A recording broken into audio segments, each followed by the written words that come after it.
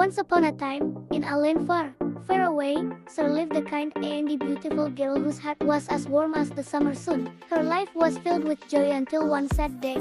Her dear mother passed away. Her father, lonely and seeking companionship, remarried a woman with a heart as cold as ice. This new stepmother had two daughters who were just as cruel and selfish as she was. From that day on, the young girl's life changed dramatically. Her stepmother and stepsisters treated her horribly, making her their servant.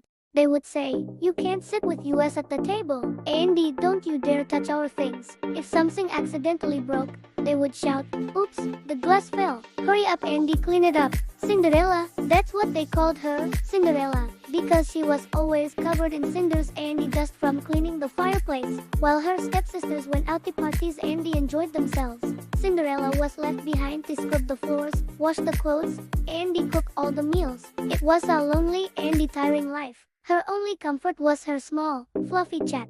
When she was exhausted from her chores, she would sit by the warm embers of the fireplace, place her chat on her lap, and dream of a better life. The crackling fire and the soft purring of her chat were her only companions. She never complained, always holding on to a sliver of hope that one day, her circumstances would change. One bright morning, a royal messenger arrived with an exciting invitation from the palace. A grand ball was being held in honor of the prince. The invitation read that all the eligible young women in the kingdom were invited to attend. As the prince was looking for a bride, the entire house buzzed with excitement. The stepmother immediately began fussing over her two daughters, determined to make them the most beautiful girls at the ball. "You have to be absolutely stunning," she screeched. "The prince must notice you." Cinderella, meanwhile, was busy helping them get ready, pressing their gowns and styling their hair. A small flicker of hope ignited in her heart. "Why can't he come too?" she asked timidly. "The invitation says all eligible girls are invited." Her stepmother and stepsisters burst into laughter. "You, go to the ball," they sneered. "Andy, what would you wear? Those rags. Don't be ridiculous, Cinderella." Their cruel words stung. And as they swept out of the house in their fine dresses, leaving her all alone, Cinderella's heart broke. She sank to the floor, and tears streamed down her face. Just as she was crying, a brilliant light suddenly appeared in the chimney, growing brighter and brighter until it filled the entire room. Out of this magical light emerged a beautiful fairy. Cinderella gasped, wiping her tears away in disbelief. The fairy smiled warmly, and Cinderella realized with a jolt that she looked just like her mother. "Hello, my darling," the fairy said in a soft, gentle voice. "I am your fairy godmother, and I've come to help you. You will go to the ball at the palace."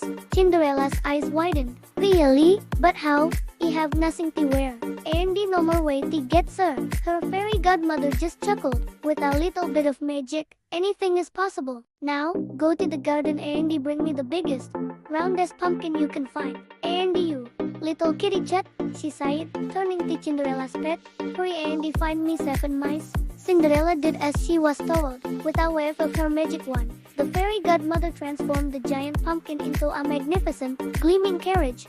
Then, she pointed her wand at the mice. One became a grand coachman, and the other 6 turned into 6 beautiful, prancing white horses. "Now, it's your turn, my dear," the fairy godmother sighed, turning to Cinderella. With another flick of her wand, Cinderella's dusty rags were transformed into the most breathtaking ball gown she had ever seen, shimmering with starlight. On her feet appeared a pair of delicate, sparkling glass slippers. "Oh, you look like a princess," Cinderella exclaimed, twirling around in joy. "But, I don't know how to dance. What if the prince asks me?" Her fairy godmother smiled. "With these magic shoes, you will be the most graceful dancer at the ball. The prince won't be able to resist asking you to dance. But remember this, my dear," the fairy godmother warned. "The magic only lasts until midnight. You must leave the ball before the clock strikes 12, or everything will turn back to the way it was." Cinderella nodded eagerly.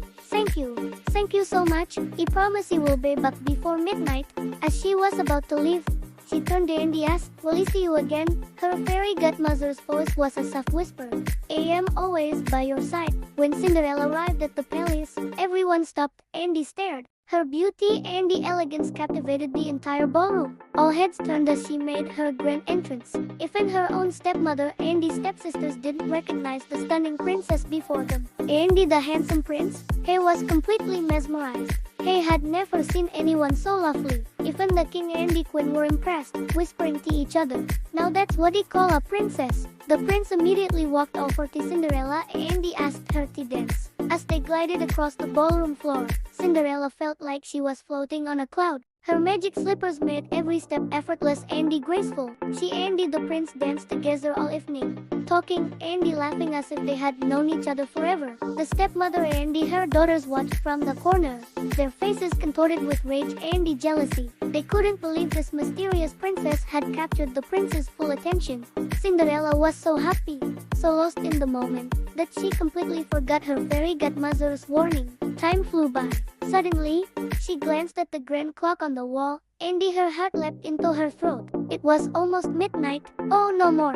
she gasped. Without a word of explanation, she pulled away from the startled prince and ran out of the ballroom. She rushed down the grand palace stairs, and in her hurry, one of her delicate glass slippers slipped off her foot. There was no more time to go back for it. She had to get away before the magic faded. The prince, confused and concerned, ran after her, but by the time he reached the bottom of the stairs, she was gone. All he found was the single, tiny glass slipper she had left behind. He picked it up and he declared to his guards, "Find the owner of this shoe. He will search the entire kingdom if he have to. He must find her." The prince's men traveled far and wide, knocking on every door in the land. They had every young woman try on the glass slipper, but it fit none of them.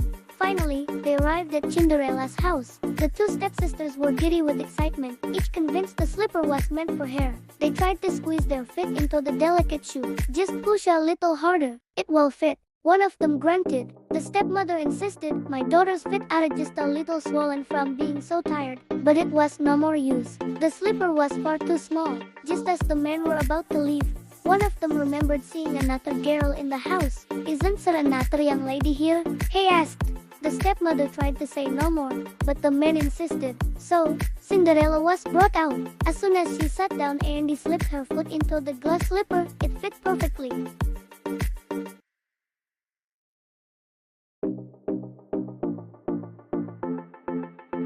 "You must come with us to the palace, young lady. Our prince is waiting for you." They took Cinderella to the palace, and when the prince saw her, he recognized her instantly.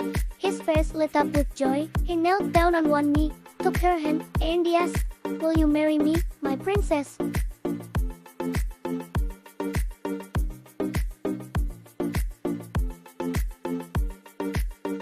One day, while they were walking in the palace gardens, Cinderella turned to the prince and wondered aloud, "How is it that my slipper didn't lose its magic at midnight?"